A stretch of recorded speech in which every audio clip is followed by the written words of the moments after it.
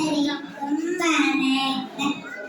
நான் கோடீஸ்வரன் சகானாயாதவி. திருக்குறள் கடவுள் வாழ்த்து. அகர முதல எழுத்தெல்லாம் ஆதி பகவான் முதற்றே உலகு.